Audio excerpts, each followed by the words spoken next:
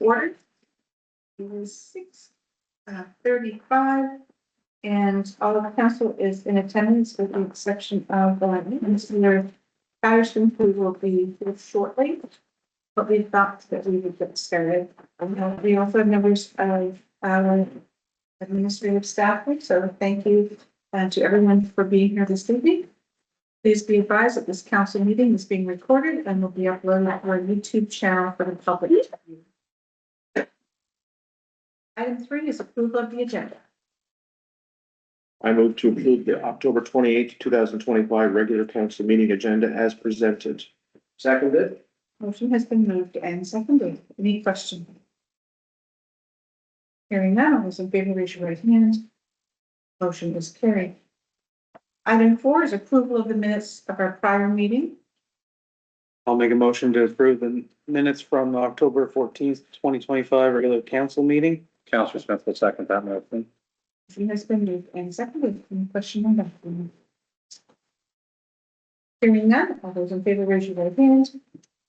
Motion is carried. Item 5 is conflict of interest declaration. Does anyone receive and stand in conflict of interest? Okay, we will move on to item 6, which is correspondence and presentations and petitions. Item 6.1 is a letter from the Department of Transportation and Infrastructure. And I'll leave this with RCA. I just wanted to bring this to everybody's attention, everyone's attention. It's beginning with our 27-28 capital investment plan, but municipalities will be able to refer provincial assets, so provincial roads, if we had something that we wanted to include on our list for them to consider, even though it's not technically ours, so. When would this leave the remaining section of Route 105 to TAP? That's still part of our PMHP, so this is in addition to, so we have our own that we've referred. And it's my understanding, now I can clarify what my understanding is, if there's, say, the McBurney Road, for example, if we wanted to recommend that they look at that and prioritize that, we could make a suggestion for an outlying road to be considered. Doesn't mean necessarily that they will do it, but we can. Yeah. And of course, like anything, I think when a You mean municipal. by outlying road, would Boulderdale Road qualify for an outlying road? Well, anything it refers to it as highway assets which are managed solely by the DTI, so. So I know that at one time when we met with the predecessor of the current district engineer, we had lobbied for, there's a section on Route 105 that basically from Northampton up, and it stops about where the gravel pit is. And there's a less than 3 kilometer stretch from there to the town limits that was never resurfaced when the chip seal program was in effect for the remainder of that road. Yeah. Now, I noticed this week that DTI machinery is doing ditching and other work along that side of the road. That's typically a good indication that something might be on the horizon. But that's a section of road that we've lobbied for in the past as a community, and we should continue to. Yeah, and that's what the letter says, that with recent meetings and lobbying from local governments, that they realize sometimes they need to take into consideration what the municipality is asking, so. Is that something that you would bring to the finance and infrastructure? Original highways, 100. We've got our paving priorities that hold on. Designated roads, there's main roads. Yeah. Yeah. Okay. But this is about, this is not our roads. Right, so it's provincial roads, but we can include that in our. 100 series. To suggest that they consider They're it. supposed to get striping every year. Okay. Sometimes they do, sometimes they don't, but. For mandated to. point of Well, interest, that's 500. might we ask Councillor Fairgrave to reiterate what he was saying to Councillor Walton? I think sometimes our listeners don't always hear this. We hear it about once or twice a year sometimes, just about the priorities that roads have. but all the roads that are outside town limits are the responsibility of DTI. You want to review that, Stuart, so those listeners can hear? So provincially, different levels of roads get different levels of maintenance. At the very top or at the peak is the 4-lane highway, which is managed through an existing contract with, get the name of the company now, it's changed recently, but they get the highest level of maintenance, whether it's winter maintenance, whether it's summer maintenance, whether it's resurfacing, ditching, signage, etc. Next in the pecking order is the Old Trans Canada, which for the most part through our municipality and through our jurisdiction, it has been resurfaced and the bridges have been maintained as well. Then we get major routes like the route that'll take you down to St. Stephen through Harvey. Route 3. What's the one to Miramichi? Route 8? Rudy. 8. So those types of routes. Route 7 to St. John. Yeah, they're next. Then the 100 series roads. 100 series roads, for example, are supposed to receive striping on an annual basis. That's one of the maintenance levels. Then below them are the 500 series roads. So to your point, actually Britain, Cloverdale Road is Route 575. We've got a number of 500 series roads in our municipality. Then it gets down to named roads. So McBurney Road, Iron Ore Hill, those types of. Ashland Road. Yeah. That's typically how we categorize them. And what you want to avoid is non-designated. So that means that they don't necessarily get any level of service. Thank you for that. Item 6.2 is in regard to an email regarding the Western Valley Female Hockey Association. I didn't include the email for privacy at this point, but it's not.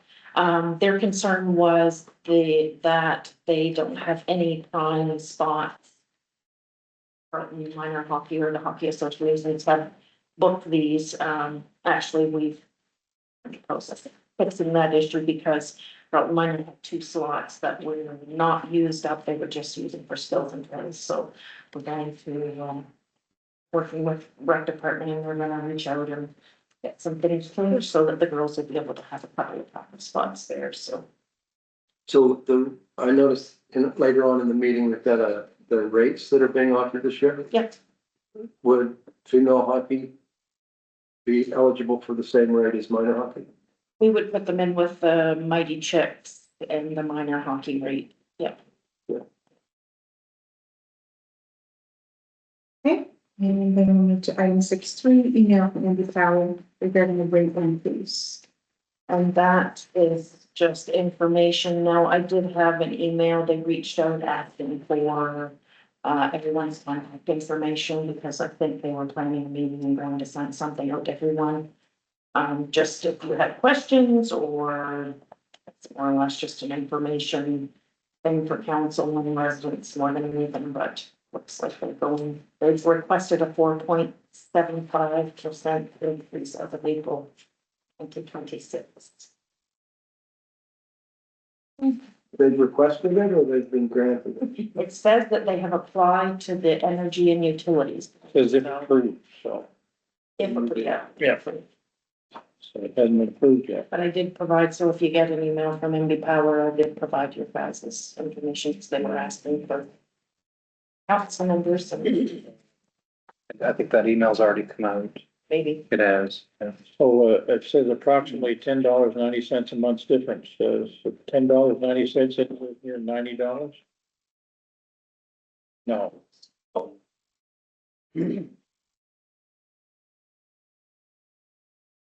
All right, so then we will move on to our reports for this evening. And the first report we're going to hear is from our Director of Communications and Development, Michelle Derrah. Good evening, Mayor and Council. Some of the highlights from my report. Under economic development, Brad's Auto Repair officially opened on October 6th on Cold Street. They do general service work, repairs, and tire sales and service. The owner is Brad Adams, and it's located across from Coldstream Convenience, where the Coldstream Coldstream Service Center used to operate. And we did give him a shout out on Facebook as well. For the newsletter, due to the Canada Post strike, a reduced number of hard copies of the October newsletter were printed, and they were made available at the library, town office, and the Dan Ross Community Center. So our CAO had asked that digital distribution of the newsletter be the primary practice going forward. And we did a post on Facebook to inform the public of that as well. And we also sent a notification through our notification system advising residents of that change in distribution going forward. But as always, you can find all of the digital copies of the October and previous issues on our website at townofheartland.ca/newsletters. For grants and funding, the Heart and Stroke AED funding. So we had submitted an application last year. We were not selected, but they said that they would keep our application on file. And we received confirmation that they have approved it a year later. So that was wonderful news. It'll cover 75% of the cost of an AED and supplies. So, and they did confirm that, yeah, we can use that. We have made a previous purchase, so we can use that towards some of that.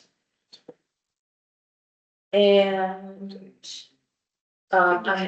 automatic external defibrillator, I want to call it. It might not be automatic, but yeah, it's the automated defibrillator if someone has a heart attack. We hook the pads up to them, give them a shock. Who gets to hook the pads up? It's a very long process too. We get trained to do it every year. Yeah. It So the tells you ones, what to do. the ones in the public places, there's a voice that comes on and walks you through it. But ideally, hopefully, if it's happens in our facility, there's staff or someone who's taken CPR training that is at least familiar with it. But again, the You wouldn't want an instructions aren't undertaker there. doing it. Pardon me? You wouldn't want an undertaker doing it. No. Conflict of interest? Yeah.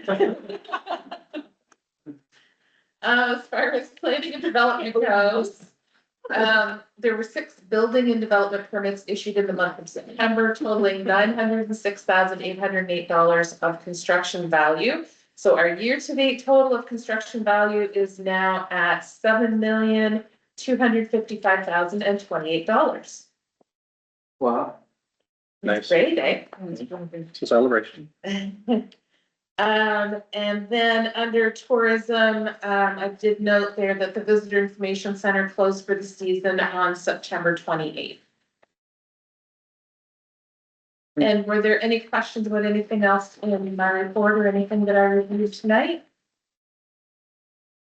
Oh, yes, You wanted to know about that? oh, yeah. So we have, so there is information in there. We have gotten Dan Blander, the Glen Group, to create the schematic for Pavilion Park improvements. And so it includes landscaping. They include a lot of different elements, as much as we could fit into that small piece of land.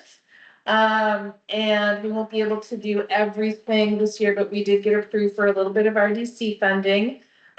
He is in the process of trying to get quotes from 3 local landscapers. He is having difficulties getting replies back on those quotes, so we'll have to wait and see whether we were too late in the season to get any interest, but we will play that by ear. And if we're unable to get it done before the snow flies, then we will check with RDC to see if we can have it extended or what we can do there. But that is the drawing. I have included a article in the January newsletter that will include that image and explain what the project will be. Hopefully we'll have it done by then. If we're able to get a landscaper to reply to us, but yeah. Any other questions for Michelle? Just in terms of the wall permit that we had around the waterfront development, was that was approved, was it? The Wawa permit for the waterfront, yes. So this project was the pavilion Yeah. park. But the Wawa permit had gotten approved and we needed that Wawa permit in order to submit our application to ACOA and to RDC for that stream of funding. So I did touch base with them today and ACOA and RDC that is. And they are hoping this week to have a response for us. We are getting close on that one. So it'll probably be the winter. We'll be doing a lot of planning. We were hoping maybe we could get the concrete in before winter, especially now that the water's so low. So it's really going to be weather dependent, how much we can actually get accomplished, but otherwise we'll be able to get some planning done over the winter and tackle it in the spring. Thank you. You're welcome. Thank you very much. You're welcome. Our next report will be with our president, Pelkey.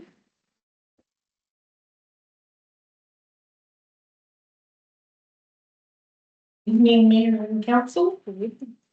Some highlights that I'll pick from the Treasury report, fiscal reform.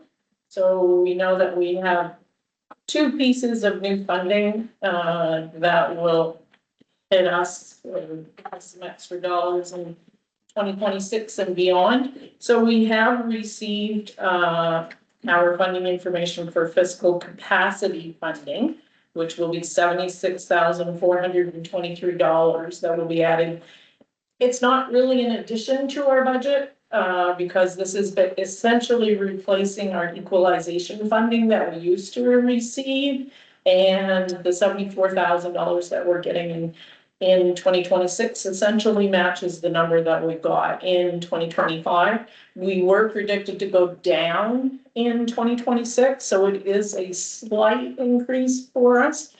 The bad news for that is though, when they put this funding model in, they went back to the previous 4 years and they have done an average for 23, 24, 25 and given us 1/3 of the $76,000 for each of those years. But our number for 2026 is actually a 0.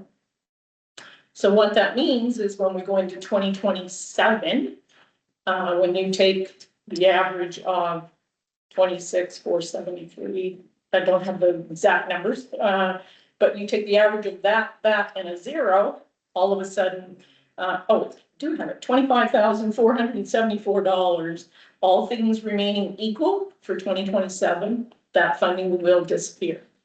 So we will get approximately $50,000 in 2027. And so that, if everybody else around us has a bad year, we could improve, but can't rely on that for sure. The good news out of the two new pieces of funding, that was the capital renewal funding, which all municipalities need. And we are particularly in that bucket because we need dollars to be able to help us renew our existing infrastructure. So our number for 2026, and this is not in our general operating budget, just to be clear, this would be for capital budgeting purposes, is $177,871. So those are dollars that Heartland will have available to renew infrastructure. New dollars? New dollars. So New dollars. So that's not the gas tax. That is not the gas tax. That's in addition to our CBF funding. Yes. And this new funding will be a similar model. We still have some questions as to what level of project they will consider acceptable, and they haven't given us that information yet. So we are definitely spending a lot of time on our capital budget for the next, we're trying to put together 26, 27, and 28 currently, and put that in front of you folks so that you can have some information to use to determine what our priorities need to be for that type of funding. Just an update on PMHP. I'm sure Director Giberson or we'll give you a little bit more information on that, but our PMHP project is complete for 2025. But we will be applying for funding for our portion of that project, which will be about $65,000. So we have that approval already in place from the Municipal Capital Board. We just have to do our interim financing for that, which is already approved by Scotiabank. We just have to let them know when. So it'll be sometime in December before we will ask for those dollars, so that we're paying as little interest as we have to on those dollars. But we have to have it in our budget for 2024. Just wanted to give you a little bit of an update of what's going on with some of our grant funding, because once you do the application, then you have to do some of the investigation to get the project rolling. Then you actually do work, you do the invoicing, you do the application, and there's a lot of pieces of the puzzle. And we currently have 1, 2, 3, 4, 5, 6, 7, 8 major projects, and I listed those down there, that we are currently trying to keep all of the pieces rolling. So there is a lot going on, for sure. And in addition to that, we've had 2 staff-led meetings on our 2026 budget. And again, we have yet to receive our RCMP numbers. So once we have them, we will bring the full budget to you for your approval on time for November 15th submission, hopefully. Now, as far as September results go, some good news. We have advanced about $49,000 on our deficit. We are still in a deficit position for the end of the year to accomplish all of the goals that we hoped we would accomplish in our 2025 budget. The biggest one of those being to bring all our reserves over that we need, both for transportation, for fire, for recreation, and our general operating budget. The biggest reason why we made some advances, we had some major revenue numbers come around to us in September. We put out our sponsorship invoices, advertising invoices for the complex. That gave us a total of almost $33,000 there towards the $49,000 shift. Let's see, our student grants come in. That was about $12,000 that come in September. That's the biggest reason. We are starting to see some small gains on our restructuring in September. Those gains will continue to advance as we go through October and November before we finally see some of the full effects of the restructuring that CAO Stockford has been working diligently towards. When you get to the cash flow, you will see that there was about a $90,000 dip in our cash flow in September. That will come back to us. I check the bank every day, but so far it hasn't made its way back to us. And what that is our PMHP funding. So we have spent $100,000. We put in a claim for $100,000 and we're waiting for $85,000 of it to come back to us. You will see that dip again in October because the mayor just signed off on another $250,000 worth of PMHP project. So that is the type of thing that we are trying to fund on our own without going into our short-term borrowing. But at some point, we have to make that happen in order to make our budget right. So those are the types of things that are happening in our world as of September. Any questions? Under your banking category, you have a HST receivable. Mm-hmm. Do we receive that annually or quarterly? Quarterly. One of the things I am considering is changing it monthly. So I'm going to ask that question in the next couple of months, if that is something municipalities are allowed to do. Because again, those are dollars that we can keep in our bank account. So that is something I am considering at this point. Thank you. You're welcome. Thank you. And now we will have our public work report, please. Madam Mayor, Council, evening. Pleased to announce that our PMHP project has been completed. What a surprise. Yeah. I just want to touch on that a little deeper than, Stephen has, or sorry. So the shouldering has been completed finally, and all the striping is done, so everything is completely done. We're out of that project altogether now. So our welcome to signs, another big ticket thing, have been all fixed. As well as we've put up a few of the new street signs around. We've done the Bridge Hill and some of Main Street, the ones we have currently. Did the town crew fix them, or did the company that did them in the first place come back and do it? We did, and I'll. What I can say on that, but, You did. they're fixed. Thank you. Okay, no. No, we've got 2 or 3 calls. You had one, I believe, and I've had 2. So 3 calls now on, people thanking us for fixing them. So, no, It's supposed to show that people notice them. Yeah, don't they? yeah, the strangest thing, yeah. Yeah. Look at that, but it's No. good to be recognized. No, Thanks. no, very much so, and it was very nice to hear, it was, very well, that, like, the thanks and things were very good calls to have, because that's not usually how we get them, so. But, glad to have that, so. The winter sand, that's gonna commence tomorrow, the machines up there landed this afternoon, and, that'll be done. I would say we'll get that done tomorrow, if not first thing Thursday morning. Where do you buy that from? This year we're purchasing from, Tom's, Tom's Heavy Equipment, yes. So. They can end this the lowest, so. Town properties and green spaces, the library flag has been raised. Our fire truck, our ladder truck story is down for, repairs now, so that's what the delay was on that. I don't trust that pole to a ladder in my life, so the ladder truck is a much safer way to change that out. Who changed it? Myself and Steve Lasky. So you were the ones that went up to the pole. Yeah.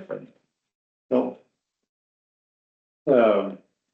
I just contact, Chief Walton and, Roy, I just contact them, let them know that, the confiscation the truck for 20 minutes and up and do it. Not a big job, it's just to get in there, it's. You didn't have a nosebleed or anything, did you? Oh, no, nothing, that's only a quarter of what that truck can do. Fall cleanup, everything has been completed with the exception of the flower boxes now. So, the concrete boxes that are around and the windows at the library, the last to be removed. But everything's been cleaned up.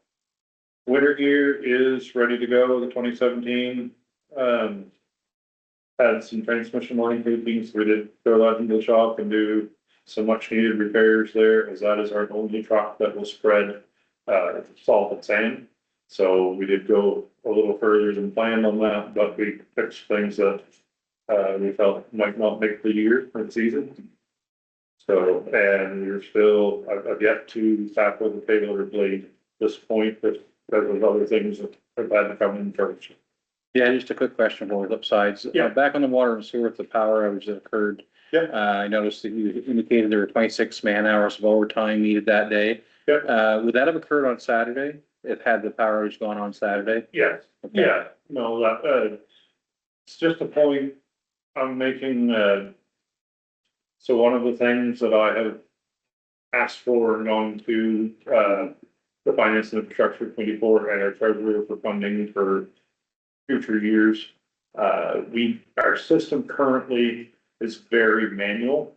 You have to come in, you have to do it, and you have to, monitor it very closely. It's 1950s technology. I dare say maybe some of it's a little older than that. And, it's just, I just put this in as a point that we would like to get this going and just to show you what a power outage actually means. It's not just me not wanting to come in, it's that this actually costs us real dollars and takes, my people away from other things. Yeah.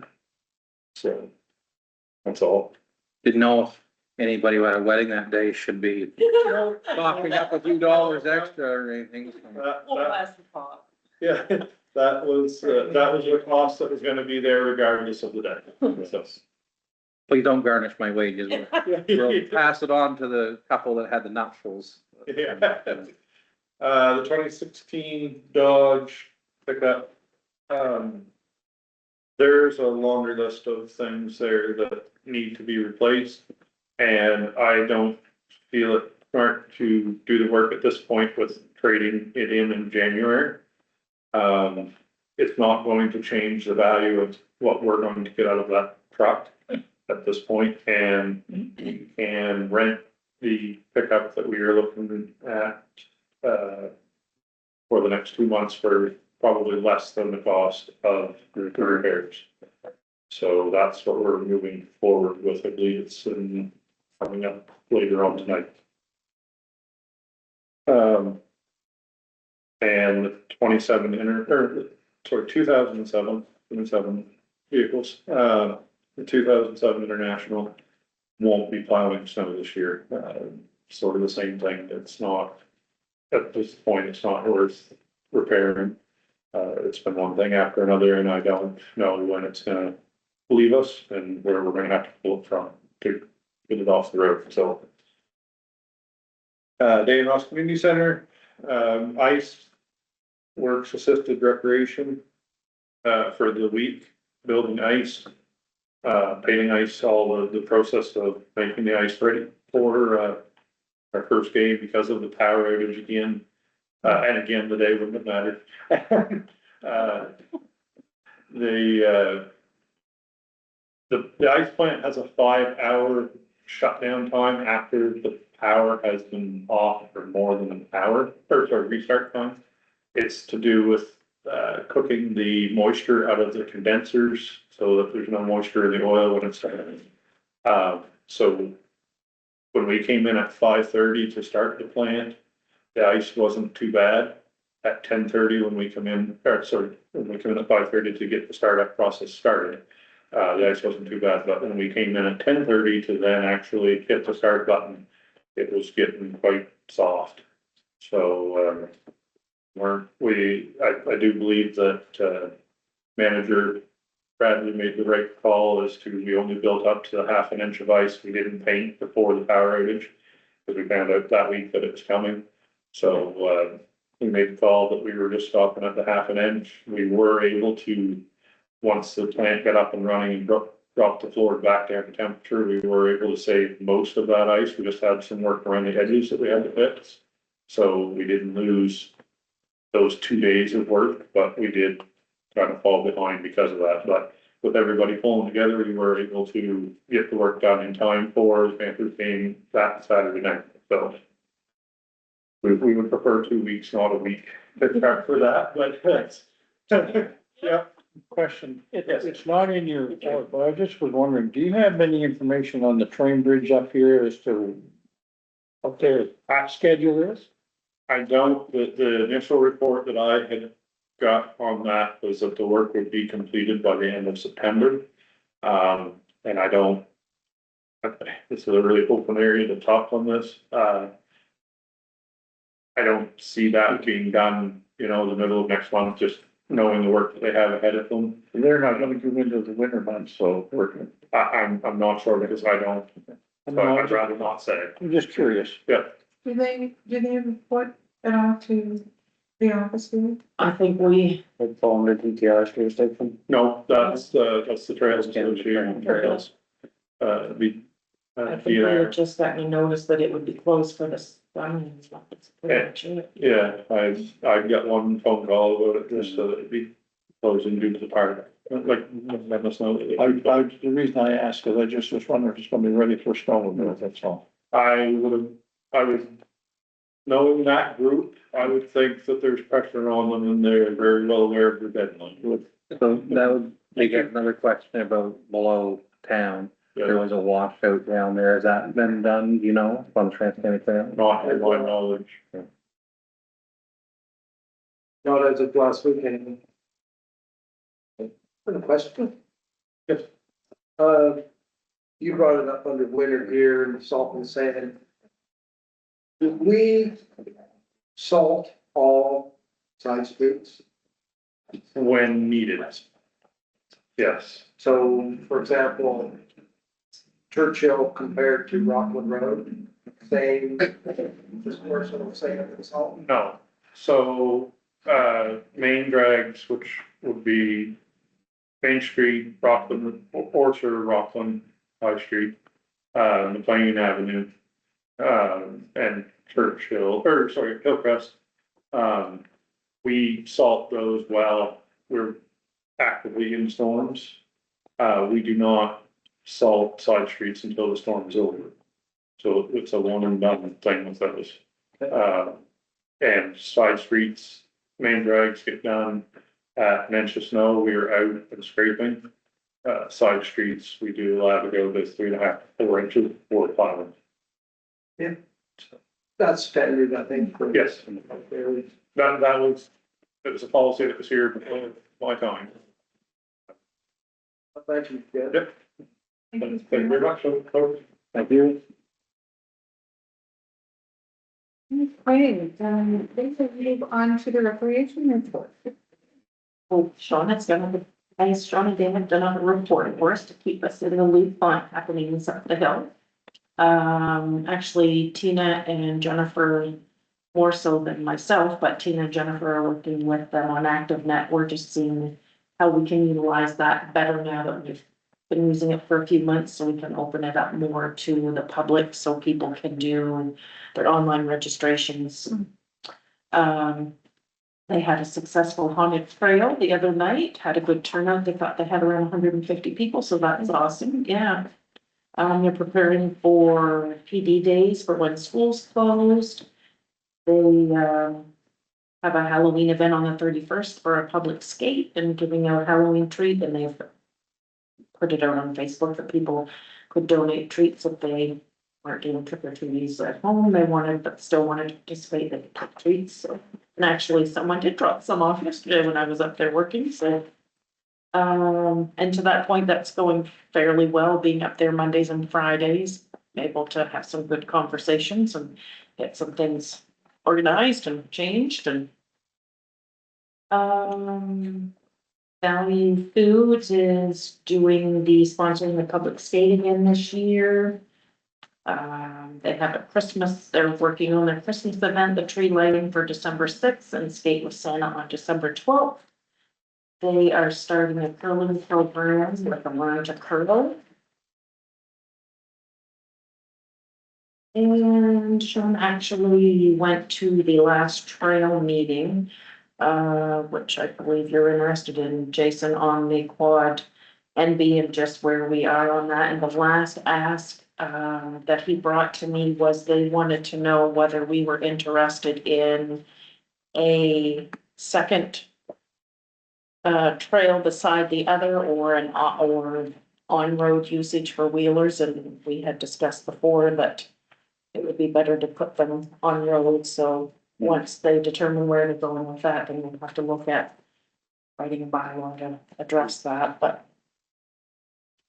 There was an option through the Trans-Canada Trail Association to apply for grants where you could build access points to existing trails.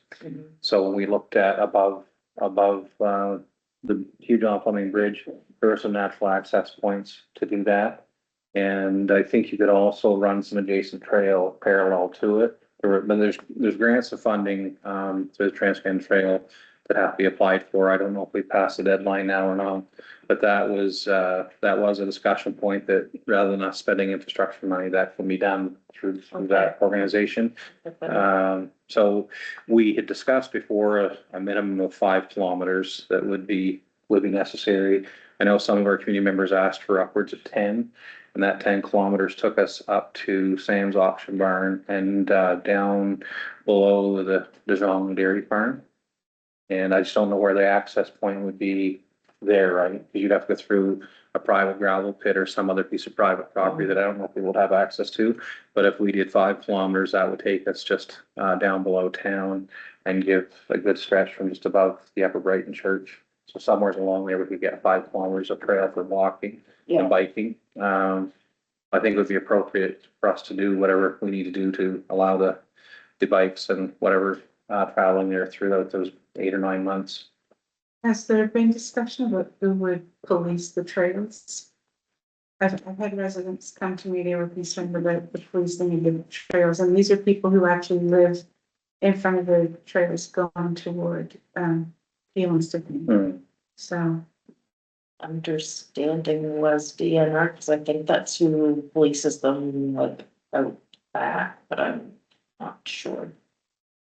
There seems to be, their ATV squadron group, I don't know the wording of it, but they have officers on ATVs that look after anything out of the range, so I would imagine that would be where that would come from, but I'm not on this conversation. I just know from meeting them out and about. Yeah. We were stopped by a police officer, Yeah. and it wasn't on that trail for sure, but it was out on ATV trail.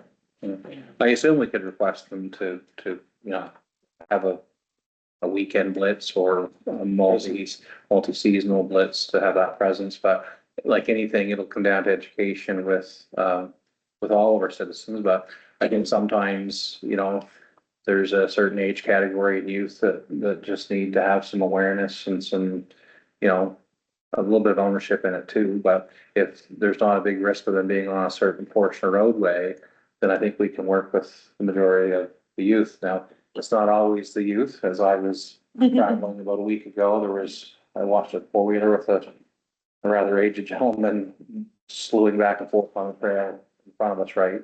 Which makes it bad for anybody who wants to just use a little bit of it in town to, not have to road run, but it does wear on the trail and causes, dust where maybe if you drive reasonably, you wouldn't need it. But anyways, I do think we need to protect about 5 kilometers of that, and to say that you're gonna build a piece beside it, well, certain individuals still driving that piece. And I know we talked about, you put a gate on somewheres and then the liability around a gate. There's lots of questions to still ask. I guess once we get down to the crux of, do we preserve a portion for other forms of recreation, then we have to come down and talk really hard about what's it going to look like in the education around it.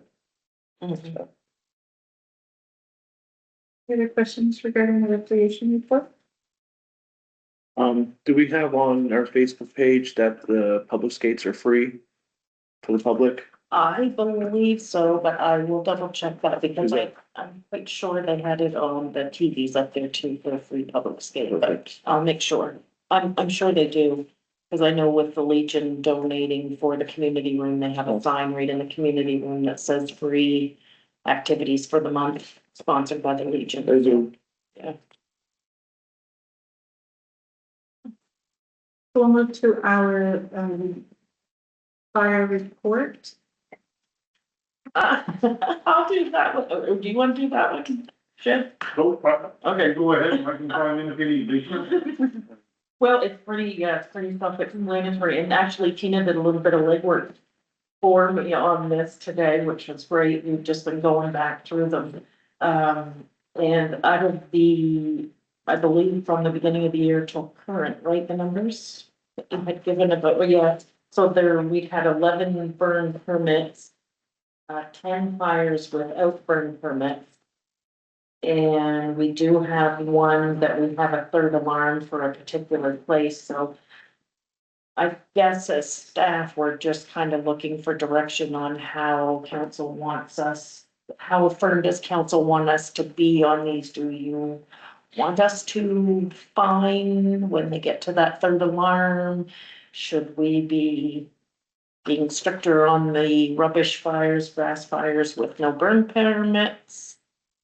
Well, there wasn't much sense of having a fire bylaw if we're not going to enforce it, we have to.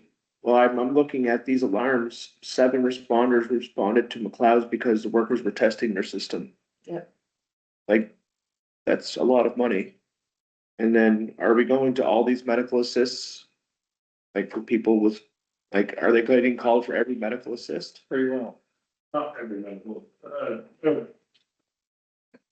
we are trying to work that out. We're in talks with ambulance and Brunswick right now. There was a few places that they had us automatically flagged for. We've ended that. The paramedics need to arrive and decide if they need us or not. So this is new to us. We are in new territory. We are trying to work it out. I will say they have dropped significantly in the last 3 to 4 months from what they were earlier on in the year. We had a cardiac arrest this morning. Those were going to no matter what. Yeah. Right. Well, that's different than like Right, exactly. somebody with breathing problems. Exactly. That one was an automatic flag. We didn't need to be there. So, that was actually what sparked the bigger part of the conversation. So we've got a hold of the right person, I believe, at this point. We're not talking at a local level anymore. We're talking to both, gentlemen and believe prior to maybe monthly. But yeah, we're on the right path. Traditionally, fire departments run in the clouds an awful lot over the years, haven't they not? Yes, but not unlike any other. Wouldn't say a lot of these facilities you've been to a lot of times over the years. Right. There's. It seems to me we brought this up a few months ago and is there a requirement where there's elevation like stairs and steps for assistance for, like I'm thinking, like use the school, for example, where a lift may not be effectual with you would never fit a gurney in one of those lifts, right? Because they're not elevators. So in situations where you have to bring someone down flights of stairs, it's my understanding that those would be types of calls where, yes, needing more manpower to remove someone would be. Yes, and we are going to some of those, but I will say those are very small Compared to in what we would be responding to. A lot of those, we have asked that they first exhaust their resources, being other ambulances and staff members. A lot of times there is I'm sorry, I can use that word tonight, but there is a on-duty chief or person that's looking after, an area. They can also come and help the paramedics that we call on that call. So we are pushing that they, like say, utilize their resources before calling. Yeah. So I have a question. Yeah. Maybe this is for closed, but maybe it's public should know. How much does it cost per officer for an hour? For officer. So if there were 7 people responded, it's at least an hour call. How much does it cost per officer per hour? $20. Yeah. $20 an hour per officer? Okay, thank you. For fire. Yeah. Officers, all, Yeah, okay, thank you. and we don't mind fair. Yeah, no, it's good. We're not getting rich doing this. So the other part of that is that we've been talking about the repetitive calls at certain establishments, and it doesn't matter. I don't think it matters to any of us around the table, whether it's their calls that come from regarding this building or local businesses or special care homes or whatever it happens to be. There's no prejudice against one or the other. A call is a call is a call. That isn't necessarily necessary, right? And so there have been request to be more cautious, to be more mindful about what's happening in the facility and that sort of thing.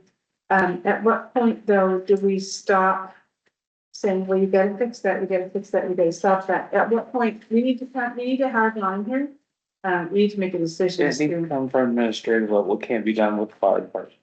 They are simply following their code of conduct and their call of duty and so. No, absolutely, but this thing at McLeod's with 7 officers 2 times at least an hour, that's $150. That's bare minimum. I know, Sam, but you have to understand that you have to look at this, that everything could be on fire. They have no preconceived notion they walk in, so they have to go in. Oh, armed and ready to absolutely. go, so you can't have an escalation point of like 4 guys go look at it and then, yeah, send us the rest. No. Um, You own the business and the facility. Yes, absolutely. I'm not saying the fire department shouldn't. I mean, in some cases of this, you can look at if you are doing testing and things of that nature, you have to call in, present the time and time frame that you'd be working on your system. If I may, I do think the fire department is capable of doing this. There needs to be some discretion given, because there is, our facility has had 2 fire calls this year. Mhm. Our new. Right, and that's why I'm saying, And that's- I'm cautious to not put blame in one area or another, because we're all vulnerable to that. Right. It could happen anywhere. Yeah. But it's the repetitive, And things can definitely happen and mistakes are made. However, there are places that, there's one place in particular that we were to 7 times in the run of the week. Yeah. And there was no attempt at repairs. I think Councilor Walton is just trying to bring to the public how much this has cost them for. Yeah, to go in. 100%. Yeah, So, we need direction on whether we should actually be enforcing some of those. In the bigger one, if I may, because that is not the repeat offender that is on this one. But, the other side of it is too, perhaps, more so than the alarm, because the alarm can be life-threatening. The fire, the grass fire, the rubbish fire, and, so there's 3 of them that are sort of brush, thank you. So what I was bringing to Julie's attention was the fact that we've only given out 11 fire permits so far this year. We know darn well that there's more than 11 of these fires going on. And other than those 11 that we actually got permits for, we had 10 others that went out of control to the point that our fire department had to respond. 2 of those were during a fire ban. So at what point are we saying, okay, and they're taking a lot more men than 7. Absolutely. So at what point are we saying fines are going to be issued? Now, the other side that I am going to give you too, is that fines don't often get paid. So then something we do have to consider is the time that we will have to invest getting these collected as well. But that's besides the point. The biggest thing is we need to know at what point, like if there's a fire ban on and somebody lit a fire and they didn't get a permit, are we to the point that yes, fines issued? Well, what does it say in our bylaw? That's what I was just going to say. So We have to follow exactly what our bylaw is. It's a lot of discretion. And I will say too, that the fire chiefs, if they go to a person and they've got a brush fire and they put it out, they make the person there very well aware of, buddy, next time you better have a fire permit. Because, and I think they are giving them like a little bit of leeway to begin with. But I'd say, the second time, definitely, there's no leeway because you got information from us that there is a fire policy. You've been warned by your firefighters and your fire chief that there is a policy. And if you do it a second time, automatic. I think But it's as a- spring when we're putting our newsletter out, when people start burning their grass, because it's very important to burn your grass. No, it's not. That's when we put it out that, last year, perhaps we were lenient, I don't know how we want to word this, but, And we're abiding by our bylaw, and there will be fines issued. Because we're getting into hundreds of dollars to your point, and And what happened last summer throughout our province with wildfires, we do not need something like that happening in Howard Brook or in anywheres. We don't need it happening anywheres. It's gonna cost us tens of thousands of dollars if that happens. So we dodged a bullet.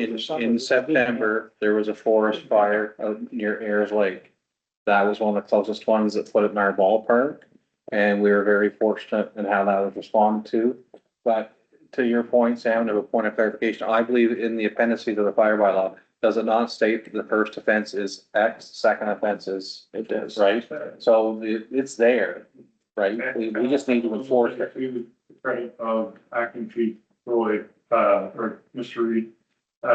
He was going around with a copy of the bylaws, and any of these that we were responding to, he was setting down and giving them, if he wasn't there, he was going back and making. And are these being, Documented. documented? So perhaps if Fire Chief Acting Reid is not there and somebody else responds to it, they see that this person's already been warned, kind of thing. We document, you know, with addresses and everything. Right.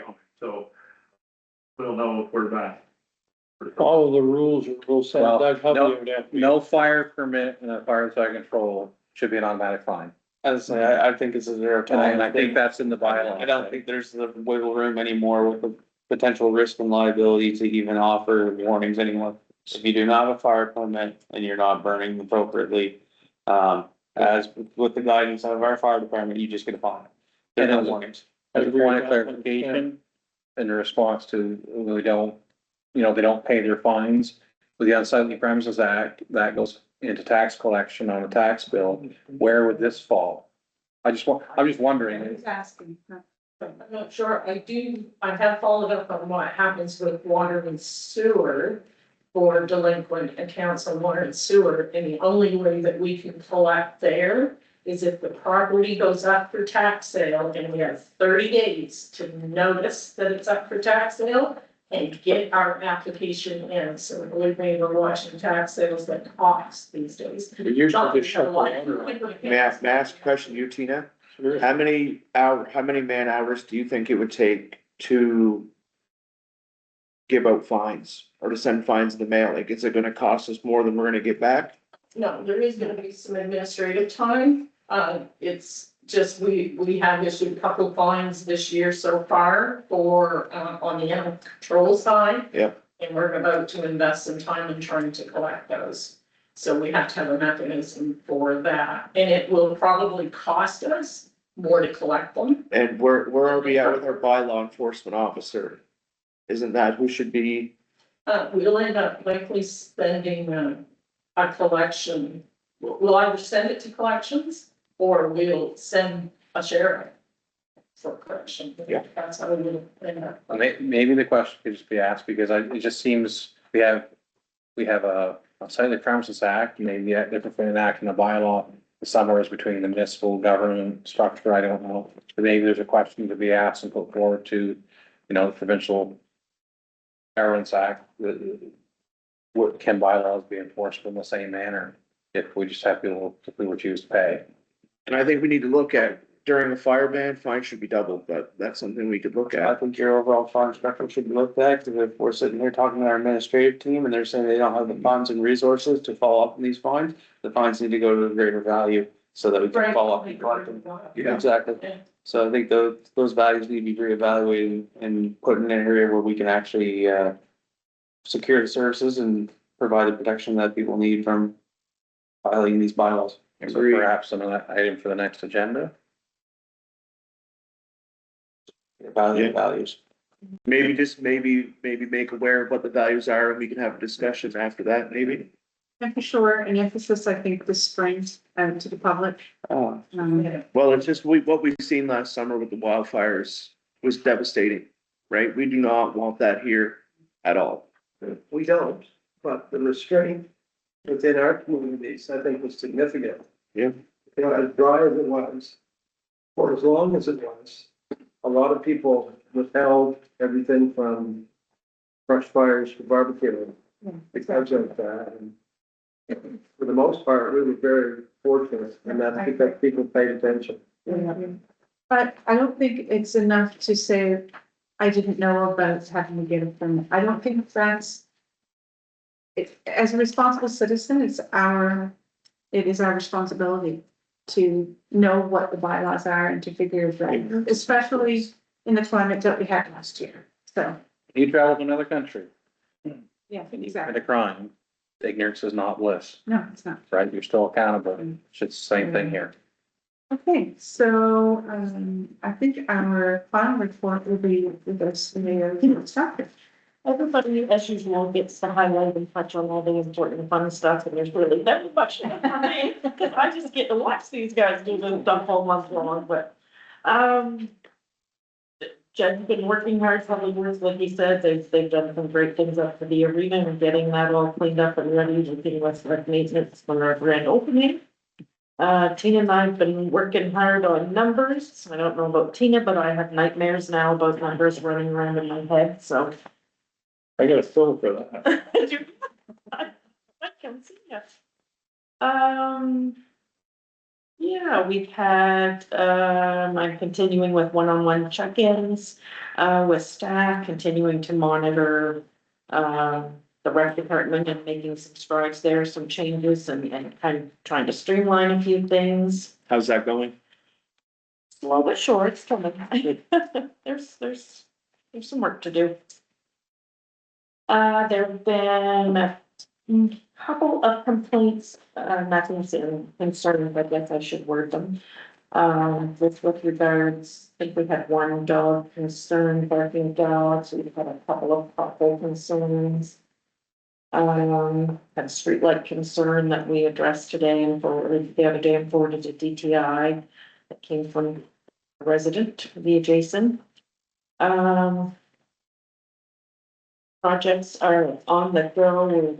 As Tina said, we've got a bunch of balls in the air that we're trying to juggle and waiting for things to land so we can narrow down exactly where we're going on some of these projects. I attended the UN MENB conference with the mayor earlier this month.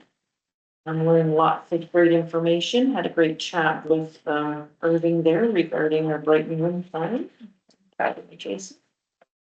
And I was to Moncton and did my certificate and my leadership and HR certificate, and I'm currently enrolled in Dalhousie UNB local governance. Of course, so baby steps, but I'm getting there. Immerse yourself in all things municipal. Oh, Just in regard to the ribbon cutting, yes, the extra invitations, were you able to get those out? I mentioned that and we are on it. Okay, 'cause it's coming up very soon. Yeah, So, that's good. Have you received confirmations from any of your invited? I don't think we did I think we asked for replies. So I just have one question and, or as I dig on my phone, it was the young lady's name for the ND Power? Anna, Thank you. something. Packet. Mhm. So the invitation did come out for, and I see that's kind of a 600 potential stewardship, was it? Yeah. The application for the NB Power. It's November 3rd, am I right on that?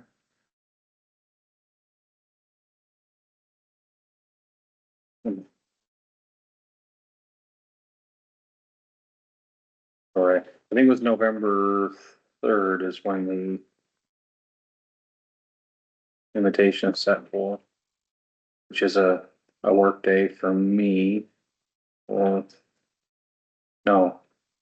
October 30th. Is it? You want to double check? Because it's already out and I think, Oh, you mean the one at NBCC Woodstock? yeah. That's October 30th. Yeah. Okay, so that's Thursday at, 1 o'clock. at, time 11 to 1 o'clock, so from 11 AM to 1 PM. Right. So I know that I can't attend that. I would love to, and have feedback, but that's not something I would be able to attend. You know, is there anybody here that is able to attend that and give some feedback on behalf of the municipality.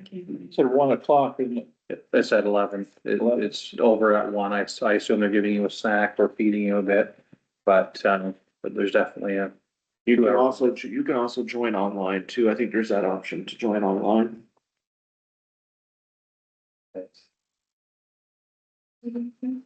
11 to 1.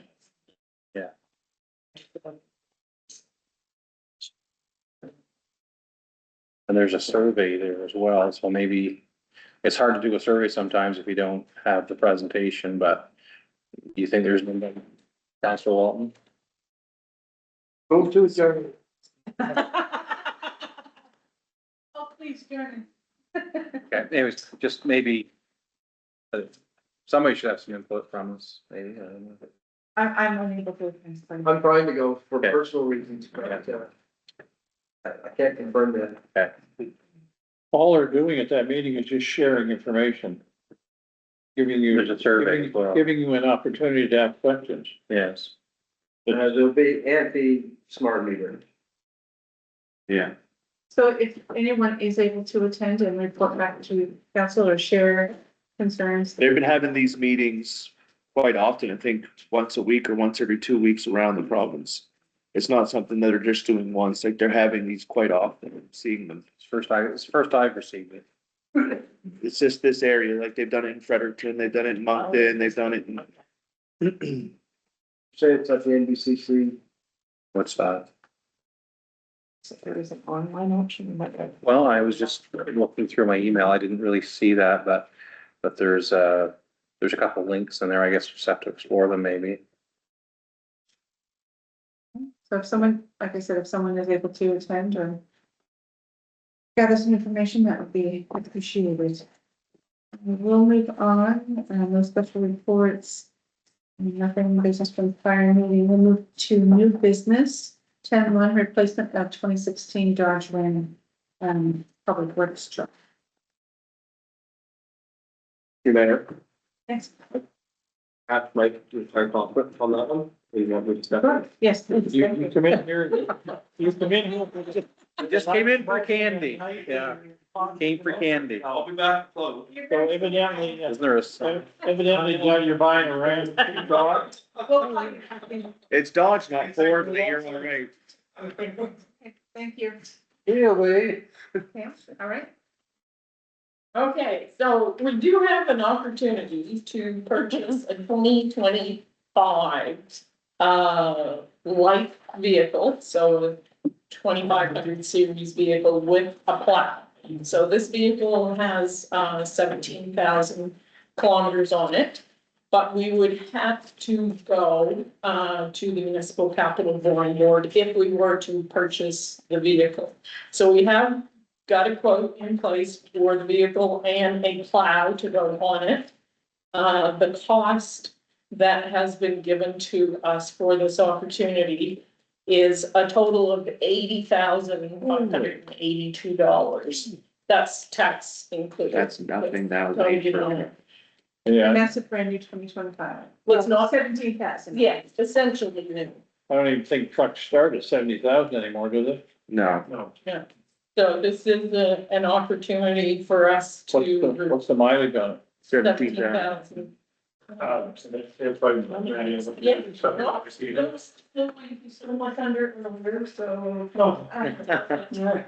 That includes the plow. That includes the plow, and so this truck was set up for S&C level, yeah, it was set up for S&C level, so it has the back rack, it has the plow package, the tow package. It checks all the boxes as to what we need. And then we're getting it basically for 24,000 less the cost of a brand new drive it off the lot with the things already on it that we need, so. yeah, no, Crazy not to. absolutely. So if this was an $80,000 truck, Tina, Mhm. Oh, yeah. why are we going to the capital borrowing board for 62? So the next, which is exactly what Jen said, but the next part of this is earlier this year, we sold our backhoe. Right. And we put $20,857 into reserve for a capital purchase for transportation. We've also put together our numbers for our 2026 budget preliminary. And we have about $13,000 to work with in payments.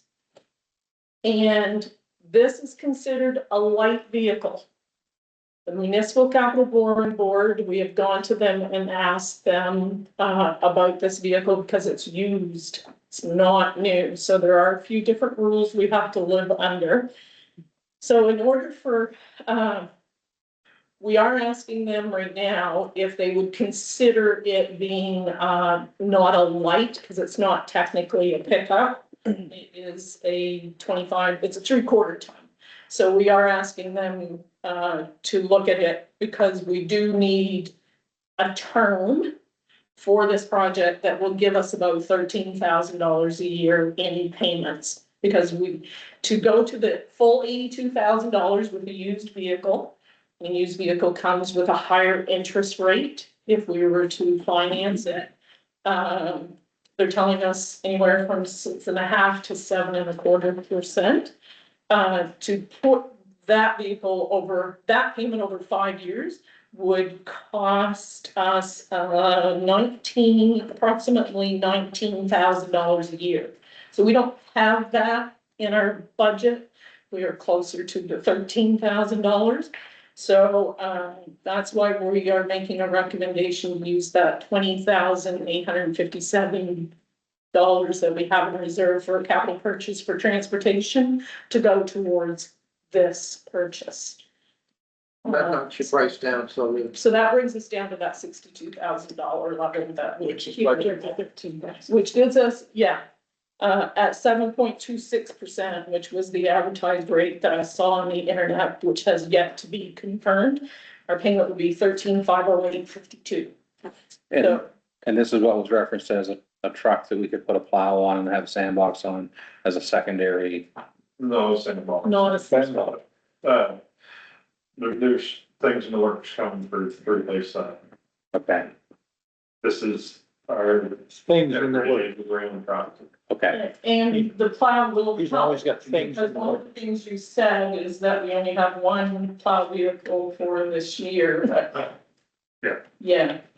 I move that the local government of Heartland submit to the Municipal Capital Borrowing Board an application for authorization to borrow for the capital expense for the following term and amount described as transportation services, public works vehicle, finance charge, the amount being listed $62,000 over a term of 5 years. Second, Counselor Written.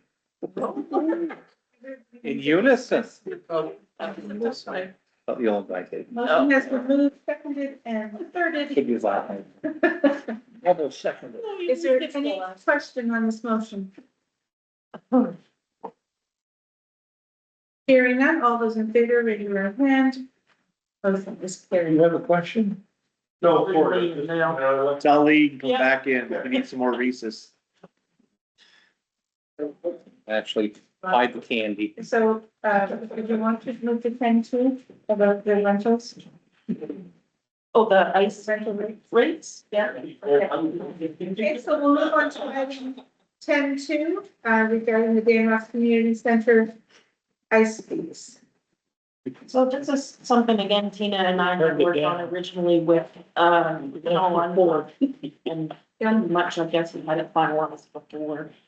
So that's just what we had decided or had come up with. We reached out to Woodstock.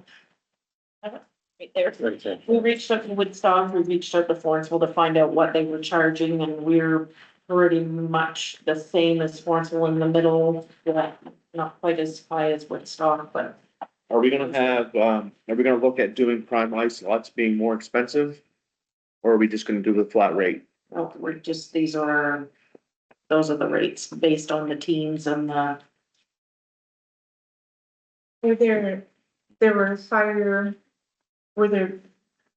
What were the rates in consideration of opening our ice early this year for the Panthers, right? So we did Better ice urban. We were weeks or 2 weeks earlier than what we would have done in the old, so. And so that we No, don't we do didn't it, charge, no, people they- get charged, okay. Yeah. What was our ice? We have, I'll just use the industrial league over 40. And the Roadrunners, so it's $158 an hour this year. How much was it last year? Do we know? Do we have last year's rates here? Um, Don't have it right in front of me, and I apologize, I should have had it here. Oh, Is it approximately like $20-30 more an hour? last year, I believe our hourly rate was $100 in the food tax. Yeah. Yeah, and I would say, I think we increased them around $20, give or take. And the Western Valley Female Hockey Association would fall in that second, you know, I do chicks in the 13. It's more than fair.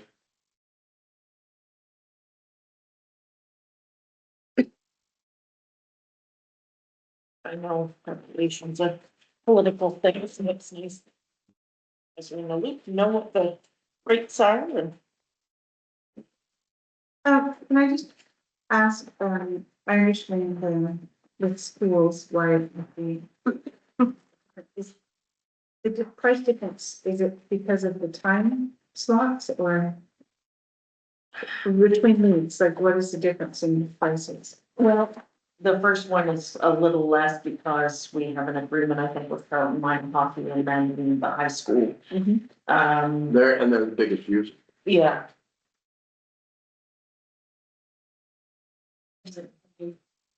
They're under 40. Yeah, What we look at, with ages. right, and whether they're adults and able to raise money and, you know, that's the kind of thing. And we'll get more people booking ice locks if we're under Woodstock and somewhere similar to Florenceville. We'll get more bookings because people will come here and want to rent. So if somebody were to, I don't see like a private rental price, maybe I'm overlooking it. Is there a private rental price? I think they charge $100. They use that first year for the community room and the ice. So that would be a What private they rental as pack. well, then? Okay. Yeah.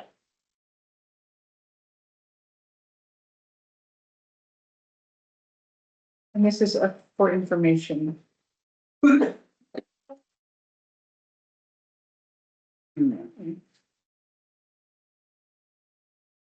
So the dates of our next meetings on November 12th, we switched that from the Tuesday to the Wednesday. And following that, November 25th. At this point, we entertain a motion to move to closed session. Counselor Smith will motion we close session. To move to closed session, all those in favor, raise your right hand. Motion is carried.